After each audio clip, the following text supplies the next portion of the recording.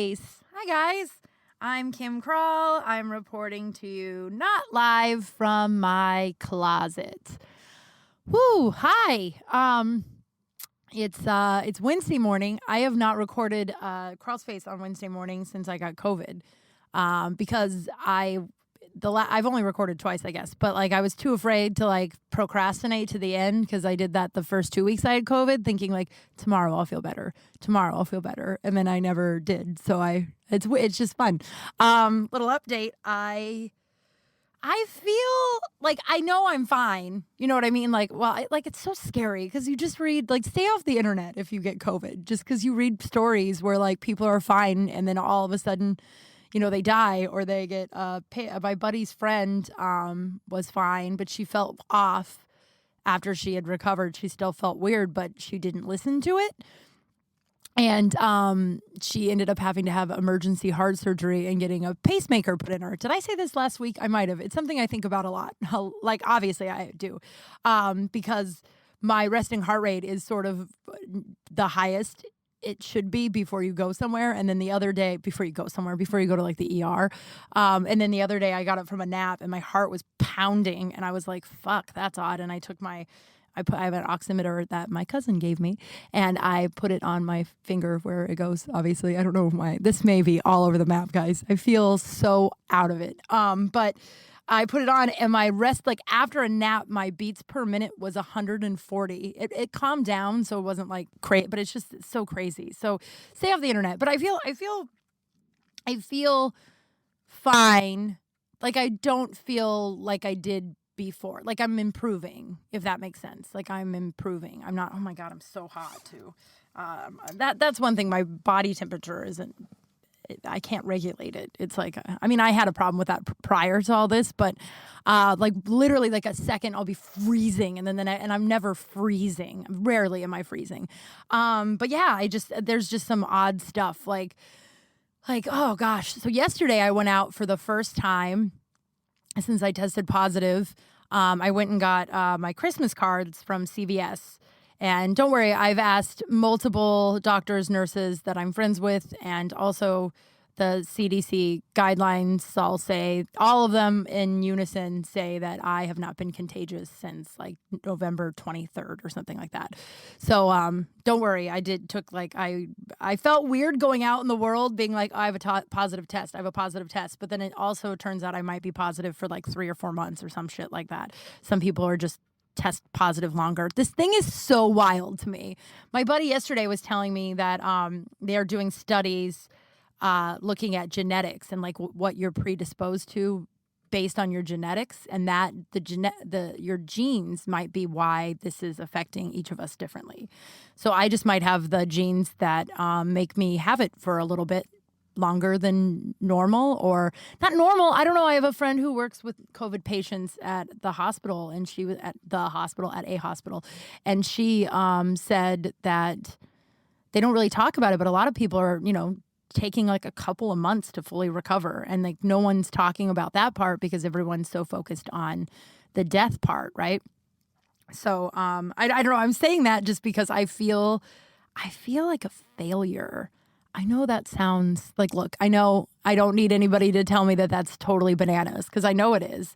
And I know it's like my own like critical parent shit inside my head telling me that. But I feel like my body failed me, I feel like, and like my brain is starting to lift like the fog and I'm motivated and I want to get shit. And I have so much shit I want to get done that I haven't been able to. And I can't, like my body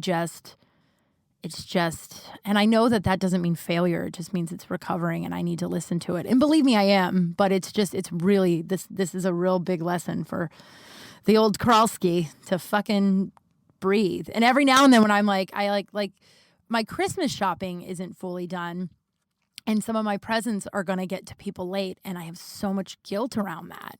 But I'm like, first of all, you had COVID, so I think every person I'm sending presents to knows that and is not going to be like, what the fuck?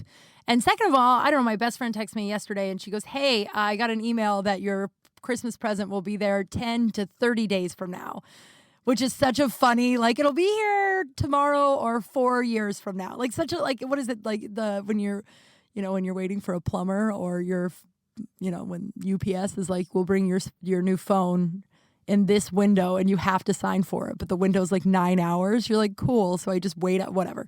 But so it's just so funny that that's the way it is. But so, like, the bright side of it is, I feel like all our presents being late, because, most of us are having to, we have a lot of, like, the smart people are not traveling all over, to seeing their family because the spike is so high. And so we're all mailing shit. So, like, of course it's going to all be backed up unless you are impressive and a psycho and finished shopping a while ago. I call it impressive and a psycho because I'm jealous. But like, what would be cool is that maybe we'll just be celebrating getting Christmas presents well into 2021, which will be an upsell from this year. You know what I mean? Maybe that's just a bright side, or me making myself feel better that I'm not done Christmas shopping yet. But I'm hoping to finish today. I'm hoping to finish today. My body is it's not failing me. My body is healing, and I got to listen to it. So I go to CVS yesterday. It was a big day for the old Kralski. I did my buddy's podcast a couple weeks ago. I'll let you know when that airs. But he goes, I love it that you call yourself the Kralski. He's like, it's funny because if your name was like Kyle, and you're like, it sounds like Kyle's a frat boy, and he's like, I'm a Kralski, and he's like smashing beer cans against his forehead. And I'm like, man, that does accurately describe me in a lot of parts of my life. Only I am a girl, and my name is not Kyle. Obviously, you all know that. I don't need to. I am trying to learn Spanish. Yo soy un No, that's not right. I'm doing this Duolingo app. I'm only on like day 4, so I won't beat myself up for not being able to say I'm a woman. Jesus Christ. But that's the first time I tried to speak it.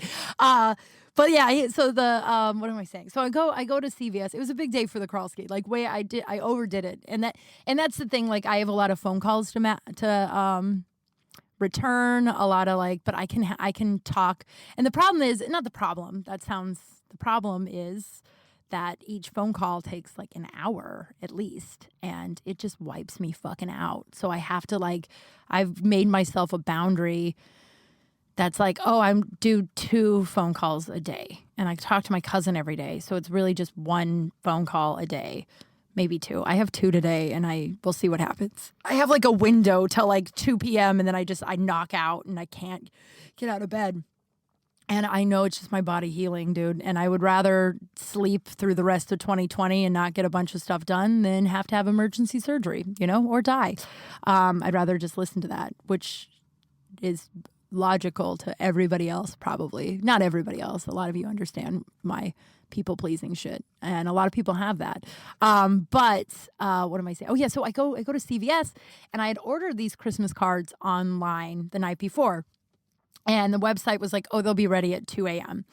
And this is like this is a multi-level story. Very, very unimportant, but a lot of self-growth and care in there. Okay, so I order these Christmas cards. It says it'll be ready by 2 p.m., right? And so I'm like, okay. So around 11, I'm able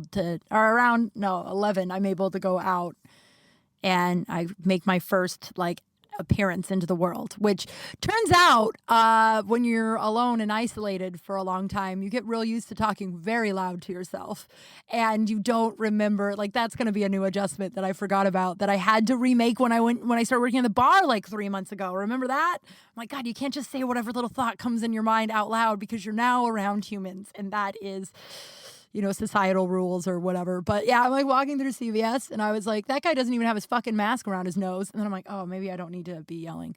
One guy who just had no boundaries. And, like, I know I'm not contagious, but I'm just like, dude, like, what are you doing? Like, stay away from people. Like, I'm not gonna, like, the chances of me getting it again are pretty slim. Everything I've read, I don't know, knock on wood. So, like, I'm not but it's just like, come on, bro. We also don't know. I don't know. So I get there, I pick up a few items, and I go up to the line, and there is a lot of, there's like, I don't know, like, there's 1 woman, and then there's like 4 people in line. So it's not a lot, but it is, I understand the, like, people are just so fucking impatient these days. So I understand the, like, anxiety around this lady. But I go up and I was like, hey, I I'm here to pick up pictures too. And she goes, the ribbon ran out of ink. And I was like, okay, can you change it? And she was like, I only laughed because it was so ridiculous and so dramatic. And like, I was just like, yeah, I paid for them and I need them. Also, there was like 6 people at the Kodak thing. So they're going to need them too. You're going to have to do this eventually. And she's like, well, I mean, and I was like, yeah, I need those. They said they would be ready. I ordered them last night. They said they'd be ready like 12 hours ago. So oh, geez. Oh, man. I'm redoing my mic fell down and turned off the recording. I get a little too animated, but I only laughed because it was just so dramatic. And like, it literally was just like, I was like, yeah, I ordered it like 12 hours ago and I need that. I like, what? So she's like, so she calls up some help and she's like, you're going to have to wait. I need people. I'm going to help these people. And I was just like, okay. Like, but I know that sounds, the growth there in my people pleasing a year ago, maybe even 6 months ago, Kim would have been like, that's okay. I'll just come back. I'm sorry. I don't mean to. It's okay. I'm so sorry. I don't want to bother you. But now I'm like, yeah, I ordered those. That's, I'm not asking you to do anything above your job. Like, that's what this should have been done whatever, right? Like, and I don't mean to be like, that's your job, because I hate it when people say that shit to me, because it's like, you have no idea what behind the scenes are. Like, I was like, oh, I'm willing to wait and be patient. But like, yeah, you're going to need to do that. It sounds like that's something you should have done a while ago. So whatever. So she finally calls up, people come up and start helping. So the line's moving quickly. And like, so it's just like, whatever. Like, but the whole time she's changing the ribbon, she's literally like, I mean, and like looking at me and like, and I'm like, I don't know what you want me. Do you think that I'm just going to be like, never mind, I won't send out the Christmas cards because you don't seem to want to do this 10-minute task? Like, it was just wild. It's just like, I'll say it. I've said it before. I'll say it again. Like, this whole thing has brought out the like very worst and the very best in us. And I don't mean that was like terrible behavior, but it was just like really dramatic and uncalled for. You know what I mean? Like, it was just like, Jesus Christ, lady. But it did take a long time. It was like 30, 40 minutes. And about 15 minutes in, I start getting really hot and sweaty and like hot. Not like how I'm like, how I get sweaty in here, but I mean like I'm going to pass out sweaty. And then I start getting dizzy and then I start seeing spots and I was like, oh God, you're going to pass out. I'm like, I don't know how to be like, hey, because I don't want to alarm anyone. Yo, I had COVID, still kind of recovering. You're probably wondering why I'm here. I've asked a bunch of doctors. I'm not contagious. Everything's fine. I tested positive like a month and a half ago. It's fine. It's fine. It's fine. So instead of like sitting there, and I'm like, what am I going to do? All right, do I just sit down? Would that be weird? And then I thought, I'm like, man, what a brand new, like what a whole new low that would be in 2020 if I passed out in a CVS waiting for 40 pictures of me and my cat with like a very silly message on it about, I don't know. I was just like, and then I started laughing and it was fine. And obviously I didn't pass out, but I came home and then I had a Zoom meeting with a buddy of mine who is helping me improve this podcast, which is really exciting. It was great. I appreciate it. But so after that, like at the end of the meeting, I was just like, oh my God, like what? And I told him, of course, I'm like, that's why I'm like leaning over. I'm like, I'm going to fucking just really took a lot out of me. So then I finished that meeting and then I got off the Zoom. I don't know what I'm saying. Right. So I got off and then I like laid down and literally slept till like 8. And then my cousin called. We had our nightly conversation, which is getting so much like update on that. Just like we're opening up on shit that like, and I mean shit that I've told you about myself, but I've never really talked to her about. And then her own private shit that obviously I won't share on this forum because it's not mine. But it's just been really fucking beautiful and really cool. I know I shared it last week. It's just so cool. Like I'm learning so much about her that I didn't know before. And we're just like sharing our lives and our stories. And it's just really fucking rad. But then I talked to her for an hour and then I went back to bed and slept till like 8 o'clock this morning. So apparently a 45-minute trip to CVS and an hour conversation will knock me out for 12 hours. But I am taking care of myself and I'm fine. It's just like like my body is recovering. Everything I've heard, read, have been told by nurses, doctors is that like I'm out of the woods, but my organs and body is now in the mend. And even though like the virus attacks your organs, and I took steroids to like stop that, but it still did, it still like helped stop that. And so now my body is, my organs and shit are like recovering. How wild is that? And then also the other side of it, I haven't been out of bed or really doing anything for a month and a half almost, So like my endurance is way down. So it's just, I don't know, like I said last week, just one step at a time. I'm going to start trying to walk around my neighborhood, but like little at a time. Not like, my brain is like, we're going to do an hour a day, but that's like my dad's voice, like my dad would be like, what do you, like he didn't ever, like you weren't allowed to really be sick, like I think I shared this. I like have puked in a lot of public places as a kid because my dad was always like, you're not sick unless I see blood, you're fine, which makes you puke. And I told you about Miss Clapion. Yeah, I did. Okay. If I didn't, that makes no sense. But like I am trying to and all the work I've done in ACA and therapy, I am quieting that voice that is basically my father telling me, whatever. Like, you're not sick. You should be walking an hour a day. Like, do you want to get better? Or like it's all in your head. Buck up. And I'm like, that's just simply not true. And if I don't pace myself and I don't listen to my body, some serious shit could happen to me. This thing is no fucking joke, as I've said every week since I've started this podcast. I cannot believe we're like, it's so funny. We're like it's not haha funny, but it's just like, Jesus fuck. We're like the only developed, educated country in the world that we're still debating if this thing is real. Like a lot of us still think that the government and the rest of the world have planned this to like control us. Like I can't even wrap my brain around that. But I also wanted to share this story. Charlie Pride died this week. A lot of people don't know who that is. Charlie Pride is a country music singer, black country music singer, and the very first concert I saw live. We were at a county fair in Fort Morgan, Colorado. That's where my mom grew up. And I think it was in Fort Morgan. It was one of those small towns around there in Colorado. And my mom was a huge Charlie Pride fan. So he was playing this county fair and we got tickets. And my cousin Gerald and I were sitting, and I don't know, I was probably like 10. I was probably like 10.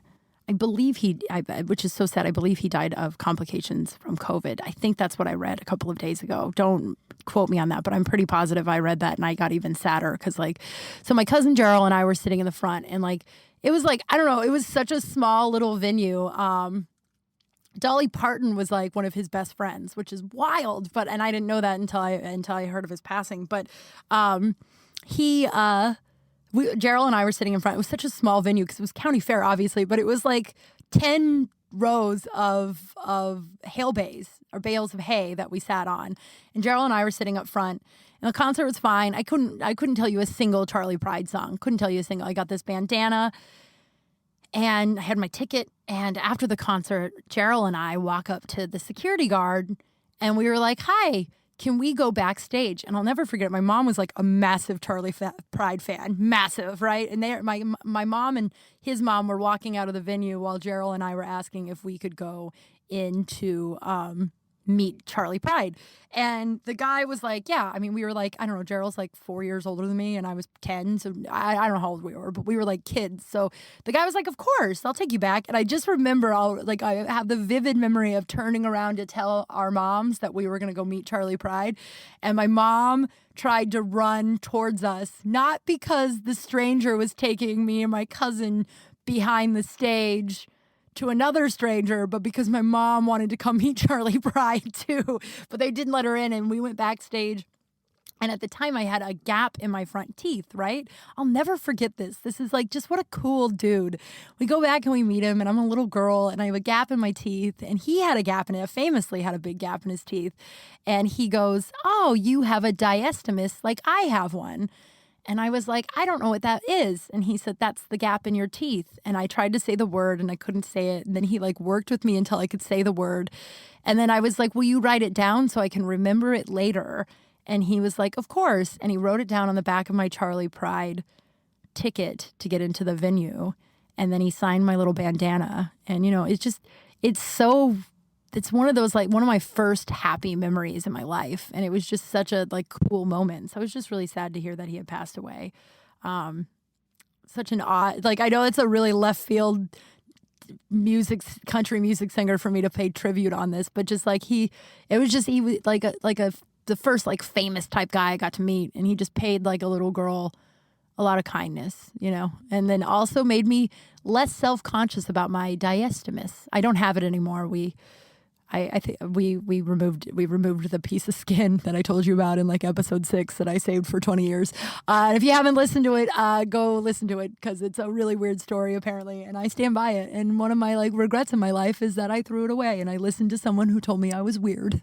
I mean, I don't know what I would. I wish I would have kept the piece of skin, but he just for a little girl that was really insecure about this gap in her teeth, he made it seem cool. So rest easy, Mr. Pride, and thank you. That was a cool memory. Let's see here. It's been, I don't know. I have all this stuff written down, and I don't know what to talk about. I had kind of a I have all this stuff written down that I want to talk about, but then something happened this morning that I'd rather talk about. So here we are.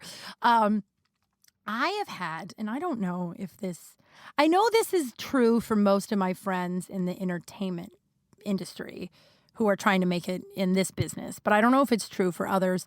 I feel like it might be. I don't know how.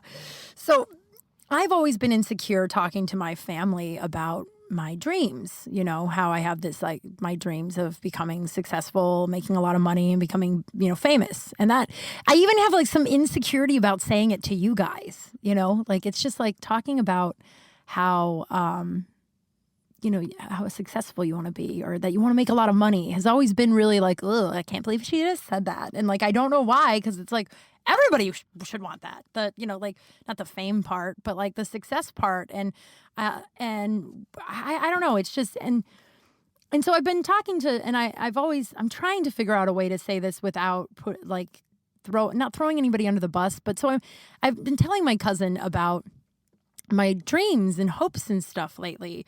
Like, we have these nightly talks, and a couple of days ago I told her that I wanted kids, and that and she had kids later in life too. So so hear me out. I'm gonna say the whole linear thing. I don't know why okay, let's just take a deep breath, shall we? I always get a little stumbly right before I'm about to share some private shit. I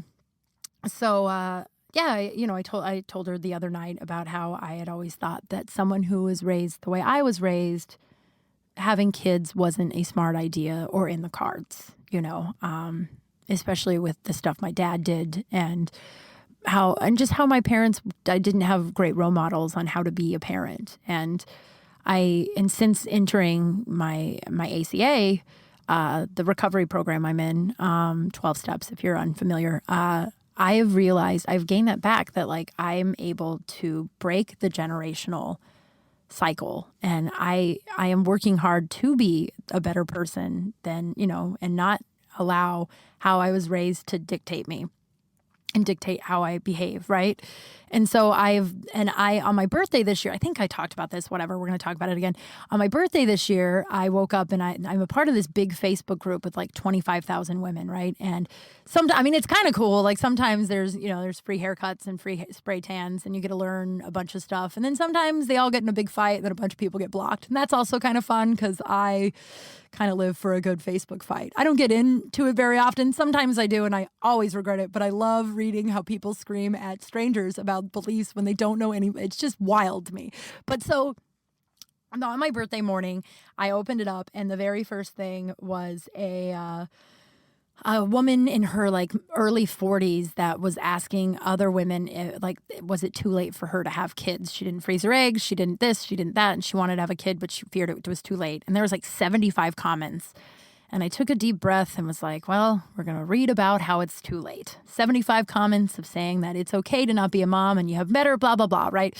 And I was prepared for like my birthday to be kind of sad, because I was going to read all this sad information about how my newly realized, dream, goal, whatever is to be a mom one day, was going to be crushed.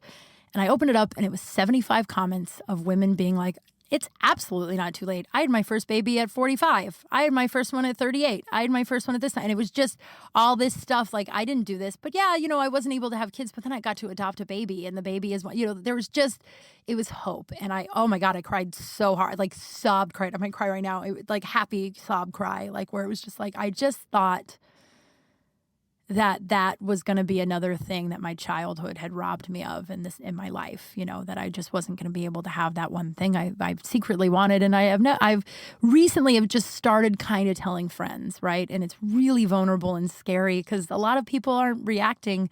And my cousin didn't say anything. She didn't say, she just listened, right? And then I mentioned wanting to get married a few days later. And then last night I was mentioning, and I was so insecure. So we were talking about all I got all my Barbies when my dad died, my childhood Barbies. He saved those, which is awesome of him. And I was like, oh God, one day when I'm famous and I have a huge house, I'm going to have just a room dedicated to all that childhood shit. And I was so insecure that I was so insecure, and she didn't say anything. She just listened, right? So I got off the phone and I felt weird, and I felt like, oh man, like I made up her reasoning for not responding to me wanting kids and marriage and, my being famous in my house and like my big successful career that is going to happen, and I'm even insecure saying it now. And I made up all this stuff that I was like, oh, she doesn't believe I'll be able to do it. And she doesn't this and she doesn't that. And then I was just like, okay, well, why don't we? And I spun out that I made up this whole scenario in my head of what she thought. And I spun out and I was just like, okay, well, I just won't share that stuff with her anymore. Like this whole and the reason why I'm so nervous to say this, just listen to the final.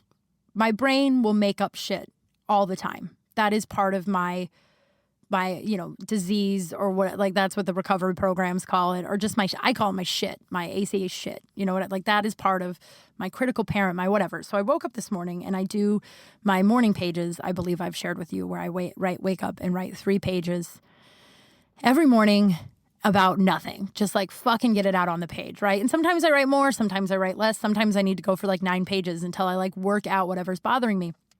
And I realized while I was writing this morning that I made up her response, that she didn't say or think any of that stuff. She might. I mean, I don't know, and that's none of my business if she does, but that was my projection.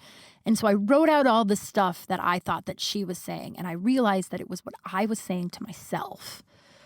It's too late. If you haven't done it already, you're not going to do it now. You're not even in a relationship. What makes you think you'll be able to have a baby before it's too late?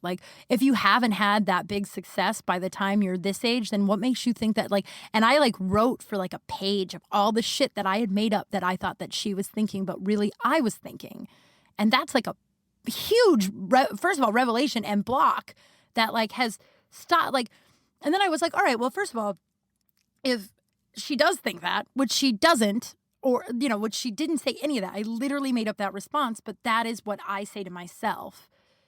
Would it make you stop? No, I got nothing else to do. This is what I want to do. So I got nothing but time, unless I think I have nothing but time. I could die tomorrow. Who knows? I got to stop saying that. But and then I realized in my writing, I was a week or two ago, a friend of mine in her mid 40s started talking about how things were too late and how, she, same shit I was going through. I had to work through all this and I was robbed of a normal life, or I did this and I was robbed of, and I was like, girl, what? And I gave her this big long speech, and I realized that is to yourself too. We got to stop making it yes, some people do find the love of their life at 25, and some people, peak at 30, but that, society has told us that is the norm, that if you don't have kids and you haven't started putting all your ducks in the row for your career at 30, you're finished, you're done.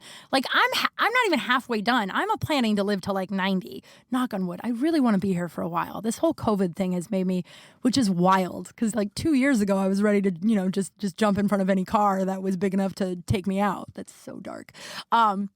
But now I'm like, oh God, I got so much left to do. And I want to be on a porch swing with the love of my life, with grandkids and shit.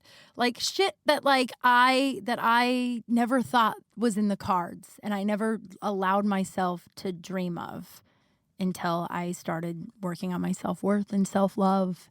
And like a lot of huge people didn't make it until they were in their 40s.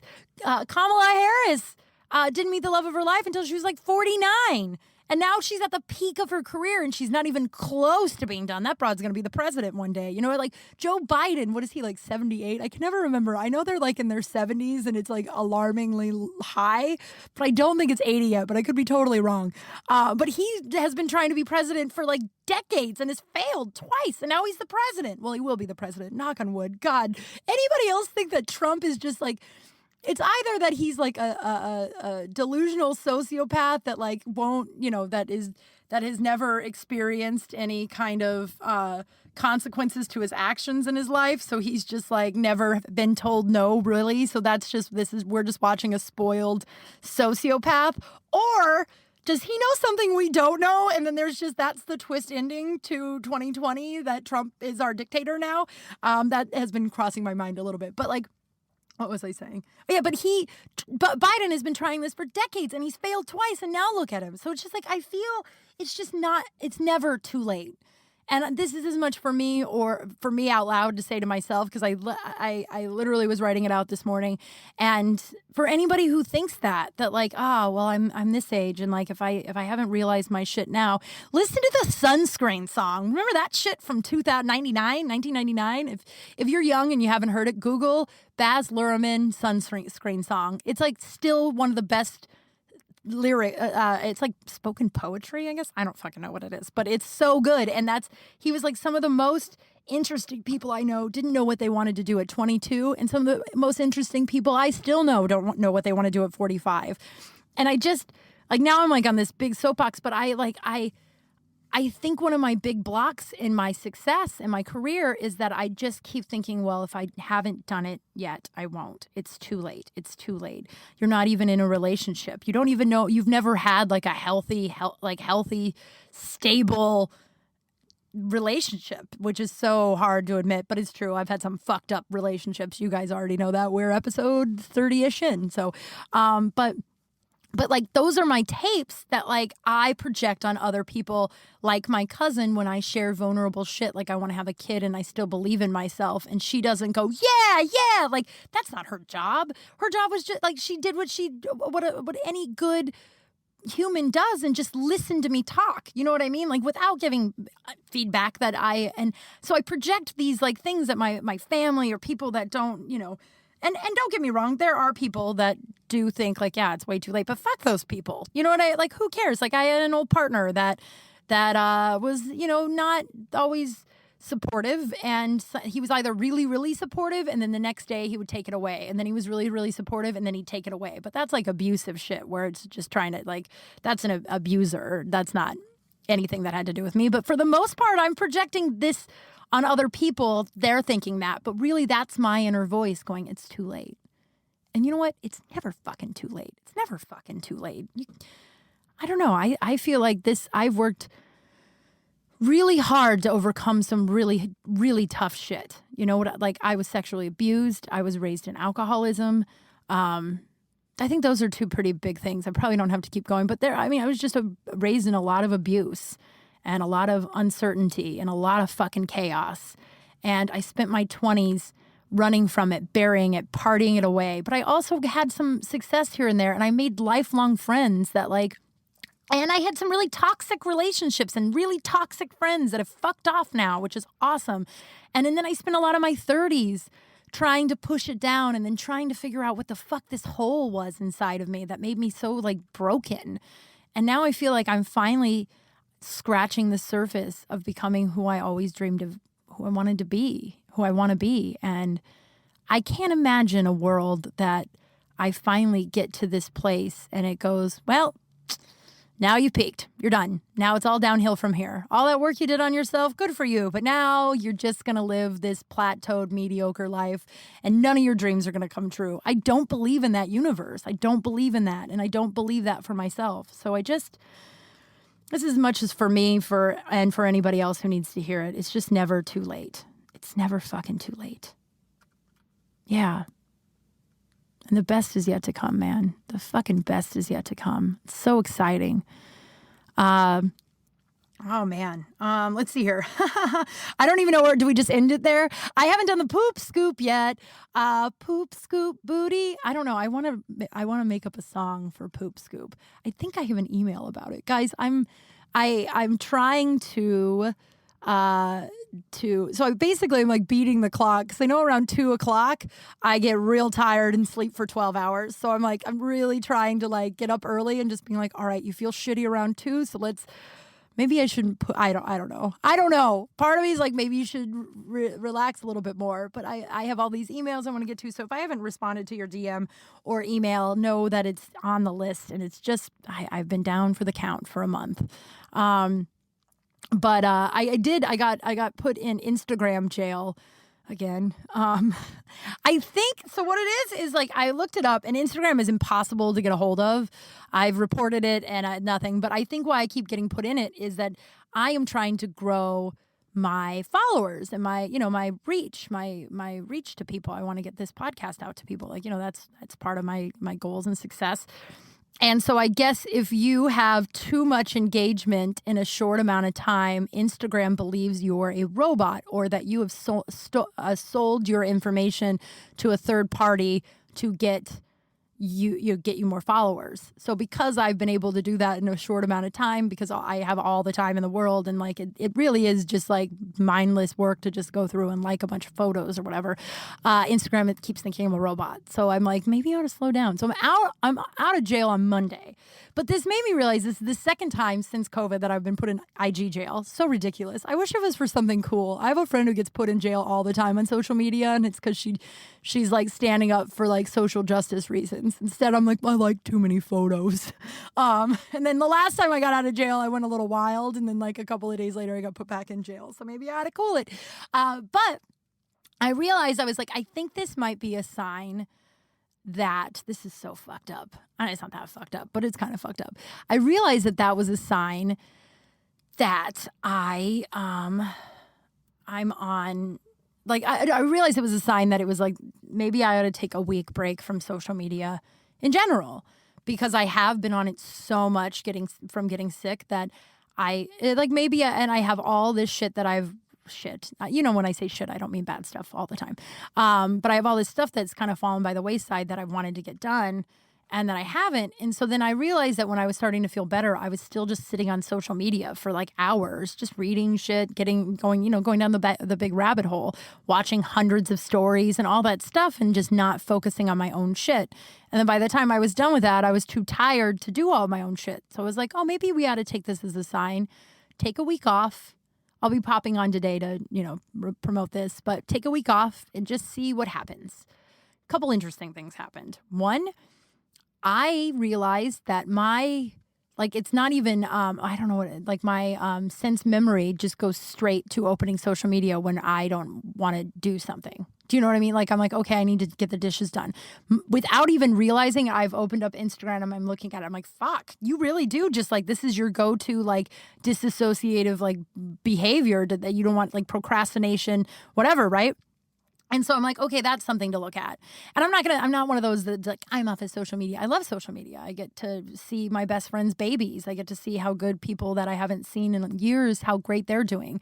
I love social media and I need it for my career, right? But like, it's really shown me that I need to not do it just to like mindlessly look, like it needs to be limited, I think. And then the second weird thing that happened, me not looking at social media, had the same feelings. Okay, bear with me. I don't know if I'm going to explain this correctly or if anyone's going to understand, and this just might be insane.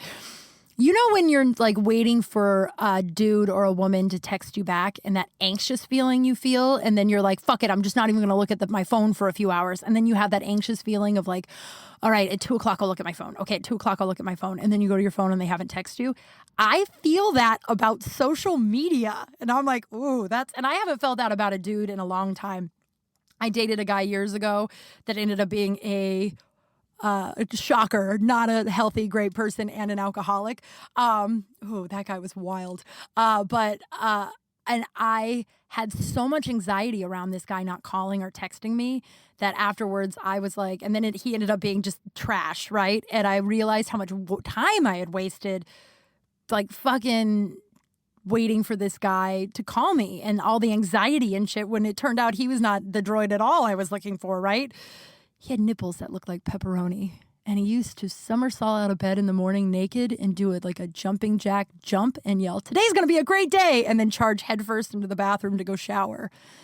That part was kind of charming. Truthfully, it'd be nice to like marry someone who started the day out that way, but it was, he had a bad drinking problem. I ran into him years later. Him and his mom came into Big Wang's when I was bartending, like years after he basically, okay, here we go. What was should I finish the other story before I do this one? What was I saying? Trash. Oh, so I'm off social media for a little bit. And this guy was the lesson of like, okay, you need to do something healthy or constructive, pray, write, color, whatever you need to do if you start having this anxiety about a person calling you, right? And it still creeps up, but I'm more aware of it now. Like when I was waiting for the lunch dump guy to text me after our first date, I had a little bit of anxiety around it, but I recognize it now. And I recognize like that it's my abandonment shit coming up. And I have like tools now to get rid of that. But back then with the naked cartwheel guy, no, he doesn't deserve that nickname. His name was Evan. We'll just call him Evan. He wasn't cool enough to get a nickname. Oh my God, he was so gross. He was so hot though. He used to come. I met him when he would come into Big Wang's in the afternoon. That should have also been a sign that he might have a drinking problem. He came in a lot of days for lunch, but he was so hot. And we'd always flirt, and then we started to hang out. And I remember one day he came in, and all the girls were meeting him, and he goes, "Oh man, you should probably know that sometimes when I get nervous, I lie, and I don't know why. I like panic, and they're always very dumb lies. They're never important lies." But we're sitting around with all the girls, and he's like, "One of my favorite things about Kim is that she's really good at basketball." I'm not really good at basketball at all. Not at all. Not even kind of. I do have a mean layup though. But he's like, one of my favorite things about Kim is that she's really good at basketball. And then he goes to the bathroom a few minutes later and the girls are like, "You're really good at basketball?" I'm like, "Oh no," I panicked. He brought up basketball and I was like, "Oh, I'm really great at no, he asked me if I played volleyball. And I was like, "I don't play volleyball, but I'm really good at basketball." Why would I say that? I'm not good at either of those things. Why would I? And he was like, "Oh my God, I'm great at basketball. We should play basketball."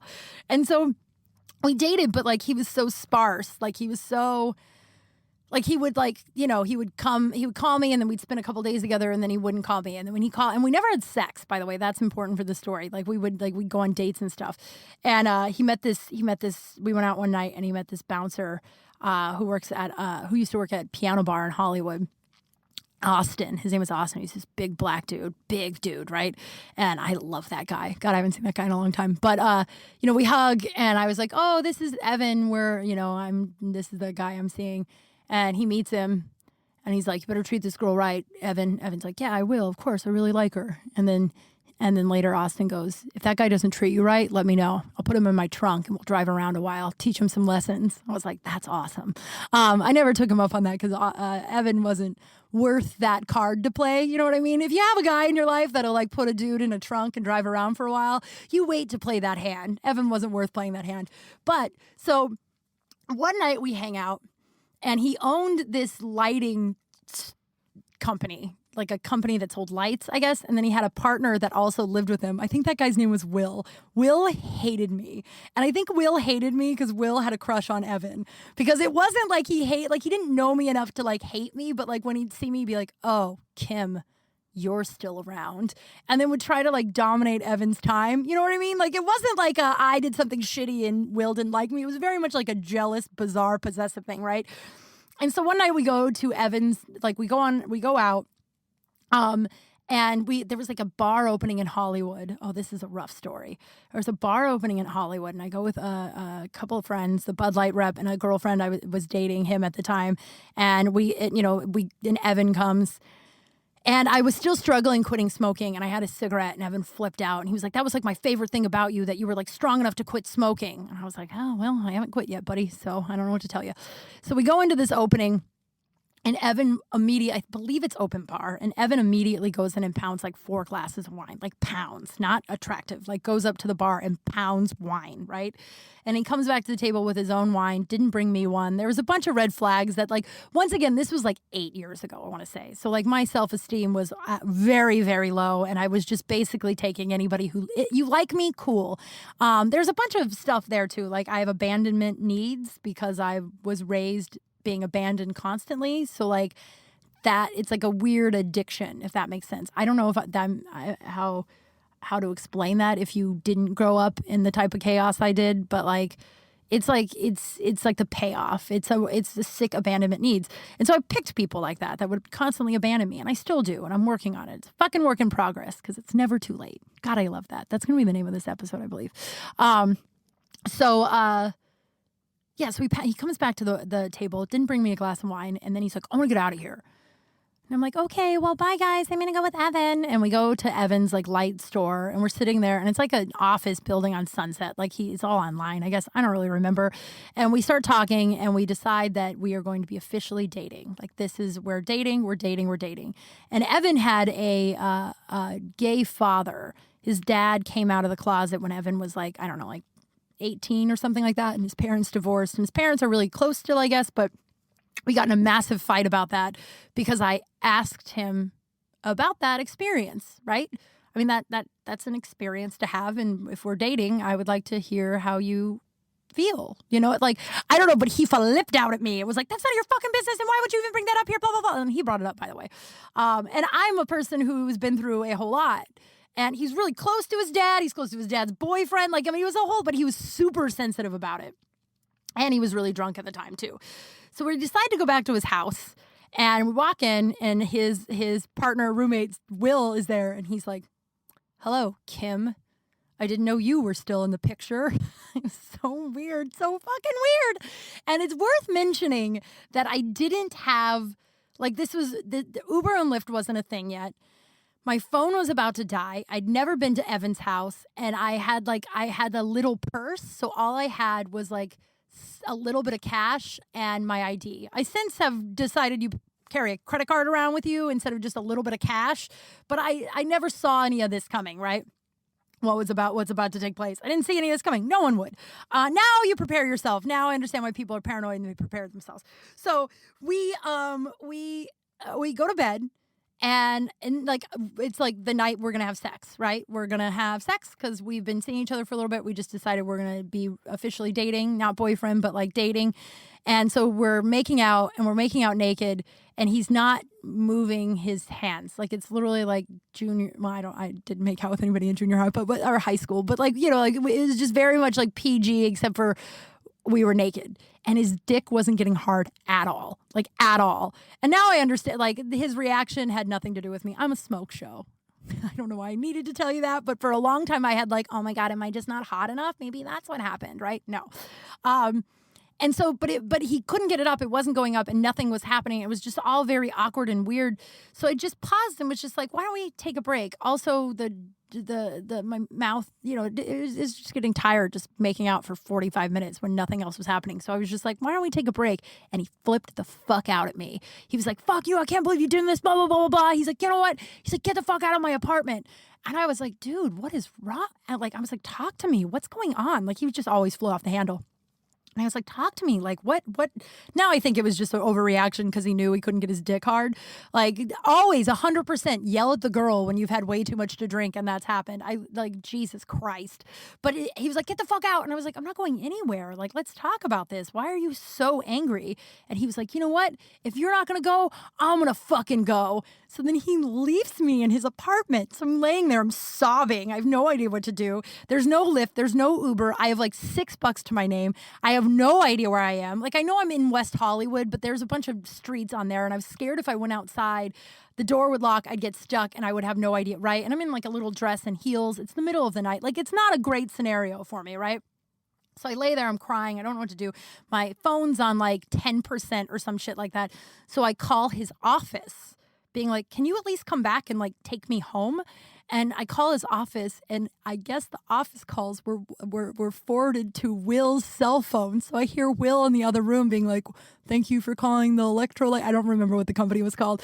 And I was like, "Fuck, that guy hates me. I can't like be like, hey man, can you drive me home?" Evan flipped out and left, and now I'm here and I don't know where I'm at. And at this point, and so then I lay down and I'm like sobbing. I'm like, I don't know what the fuck to do. I guess I just have to wait here until he comes home in the morning. And so, because I had called my friend I was out with at the bar opening, and apparently, like later, I found out that her phone was plugged in behind the bar at the bar they were at, so she didn't have her phone with her.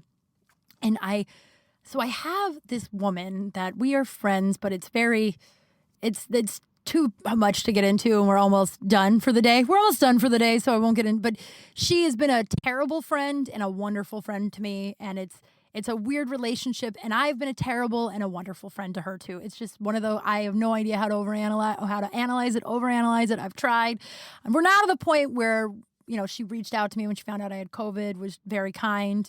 But we will never be pals. But at this time I text her and I knew she was at work and she worked at a bar, and I told her the whole thing that was going on. But I called her and she answered, and I'm sobbing, and I'm like, I don't know what to do. My phone's about to die.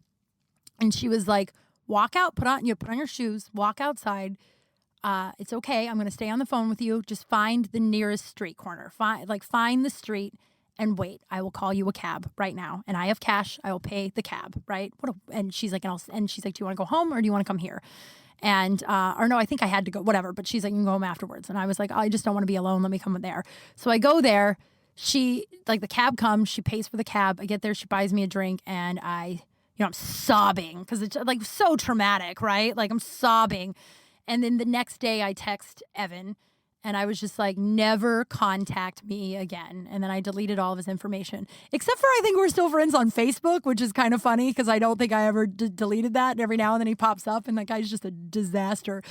And so then cut to like 4 years later, I'm bartending at Big Wang's, and he comes in with his fucking mom, right? And he's like, "Hi, Kim." And I'm like, "Oh, hey, what's up?" And he's like, "Oh, yeah, hi. This is my mom." And I'm like, "Nice to meet you." And he's like, "Yeah, and I was the bartender, but there was no waitresses, so you had to come up to the bar." And he's like, "Can we order some stuff from you?" And I was like, yeah, of course. And he's like, "We're sitting or whatever," right? So his mom goes and sits down, and he's like, "Can I get 2 waters?" And he goes, I quit drinking. And I was like, "Oh." And he goes, yeah, I decided it was probably a good idea I don't drink anymore. And I was like, "Yeah, dude, you were kind of a mess. It's good you did quit. That was a terrible night." He's like, "Yeah, I've changed a lot." And I'm like, "Oh, it's cool. So your table's over there. I'll bring it all over to you." And then and he was just like, "Yeah, so, I'm dating, I'm single, but I'm looking to date again." I was like, "Cool. Here's your chicken fingers." Like, it was just so, and it's so funny. It was a reminder because like they always come back, and there's always if it's not okay, it's always okay in the end. And if it's not okay, it's not the end. You know what I mean? Like they're like, and of course I never saw that guy again. That guy, no, you blew it, bro. And also, yeah, definitely blew it. And it's funny. I tell my buddies who they're Washington football fans, Washington State football team. Is that what it's called now? No, it's not state. Washington football team. Doesn't matter. They're their fans, and this guy was that too.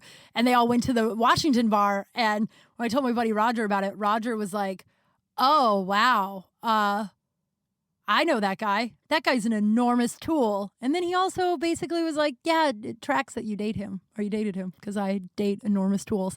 But God, the whole point of that story, that just popped up because I'm quitting social media for a little bit. Not quitting, just like, being like, all right, you don't need to spend hours and hours a day watching strangers argue and, refreshing to see how many likes you get or whatever, like all that, like that's just, and it's becoming addictive. And I didn't know it was becoming addictive until I quit it, and I was feeling the same feelings I feel when a dude doesn't text me back. How fucking wild is that? That's so wild. All right, I promise you we do that. Before I did that, I mentioned the poop scoop, and I did not do it. So the poop scoop.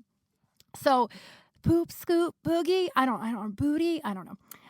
So I took Christmas card photos the other day, as I said, with Henry, but I took a really funny one that I'll post next week without Henry, and it'll go down as one of the biggest regrets of my life that I didn't choose this as my Christmas card because it's so goddamn funny. But in the background, there's a picture, or there's a Santa and a Mrs. Claus that my grandma made, and my friend was like, "Is that a Santa shitting?"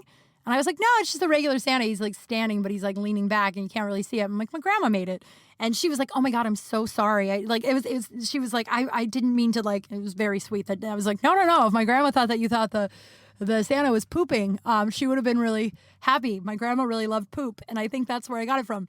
So I don't know where this, like, okay, so I was raised by a lot by my grandparents, right? I mentioned that a lot. I was raised a lot by my grandparents, and, a lot by my grandparents. A lot of my time as a child was raised by them. And I think they're really the reason why I'm not more fucked up, right? Like, I should be way more fucked up for the shit I've seen and been through, right? But those two people were a really solid thing in my life growing up. But they did this weird thing, right? So every time I'd poop, like, I spent a lot of time there, right? Like most summers, just a lot of time. And every time I'd have to go poop, I'd be like, "I'm going to go poop." And they'd be like, "Okay." And then I'd come out from pooping, and then my grandma would go, "Was it big or was it little?" And no matter what my answer was, they both would nod and seem satisfied. And then we'd never talk about it again until the next time I pooped. Then they go, "Was it big or little?" And I'd be like, "Oh, it's big." And they'd go, "Okay." And I never asked them why. And like, they died. So like, I couldn't ask them why, right? Like, and so like a couple years ago, I asked my Uncle Steve, I told my Uncle Steve this, and I was like, "Did they do that to you when you were a little kid?" And he goes, "No, what? That's really weird." And I'm like, "Yeah, and I don't know. It's not like they were like, 'Did you poop all of the poop and now you're done? So it's not still remaining? Like, did you get all the waste out?' Like, it's not like there was never any explanation. Like, they were satisfied when I said, 'Oh, it's just a little bit.' They were like, 'Okay, cool." My Uncle Steve goes, "Well, I will say that your grandmother loved talking about poop. Loved it." And I was like, "What? Is that where I got it from?" I remember one time I hadn't been able to poop for a long time, and I told my grandma, and she handed me a suppository, and she told me to put it in my butt. And I was like, "I don't want to put anything in my butt." I was like 10, and she's like, "Put it in your butt!" And like, she's not in like an abusive way, but was like, "Go to the bathroom." And so I'm in the bathroom, and the door's shut, so there's boundaries at least. And I'm standing there with my pants down, holding the suppository, and she's like, "Just put it in." And I'm like, "Grandma, I don't think I can." And so she's like, "I'm not leaving. You're not leaving that bathroom until you put it in there. And I'm not leaving this door until you tell me to do it." So I had to stand in the door. I was standing in the bathroom while my grandma was on the other side of the door yelling at me to shove this little pill in my butt. And I finally did. And I think, I imagine I pooped. I don't know. There's a lot to unpack in that story. There's a lot. But my grandmother loved talking about poop. I don't remember that at all, but that's what my uncle said. So thank you, Grandma, for giving me that. I love poop. I think it's so fucking funny. Yeah, so that's your poop scoop. And then here is the I am one lucky broad. You know what, dude? I'm not going to be able to deviate from this for a long time. Especially, like, all right, yeah, I won't apologize for all my one lucky broad stuff. I'm one lucky broad for all the amazing humans in my life. I am fucking floored. And I've always been floored by, especially in the last couple of years, of all the amazing humans I have in my life. But especially now when I'm just, I had COVID and I'm still not doing super well, and people are just willing to literally do anything to make me feel better and help me feel better. My friend brought me soup last week that she made. It was delightful. Another friend texted me yesterday and was like, "Hey, do you want another after school special?" Which is from a restaurant that my buddy owns, and it's delightful, and it's like my comfort food. And it's just like every day I have at least 7 messages from friends and asking if I'm okay and checking in. And I know I keep saying I'm one lucky broad for that, but I am one lucky broad for all the amazing humans in my life. Yeah. So that's our show, guys. Thank you for listening. I don't feel like I'm going to pass out like I normally do at this point in the hour in the last 3 weeks, and that's progress. Yeah, thank you for listening. If you want to follow me on all the socials, it's KYMKRAL. If you get a minute, I keep forgetting to read I haven't read the review since I got COVID. I'll do it next week. If you get a minute, please, please, please leave me a review. And I got a few new ones, and they just make my whole day. And they also help the podcast get a little bit more visible. That makes like iTunes, I guess, be like, oh, enough people like this, they'll put it out for more. So if you get a second, please rate, review, subscribe. It means so much to me, so much to me. And also send me your poop scoop and your I'm One Lucky Broad or any kind of story you want to send me. No one's emailed me yet. It's to be fair, I checked it like 2 weeks ago, so maybe someone has in this time. But it's KymKralSpace@gmail.com. KymKralSpace@gmail.com. Yeah, that's our show. Be safe, be nice to each other, and wear your fucking mask, man. Just wear your fucking mask. I tried to say that a little bit less. I tried to say it with a smile so it didn't sound as aggressive, but wear a mask. Thanks, everybody. I will talk to you next week. Bye. Kral Space, I'm Kral.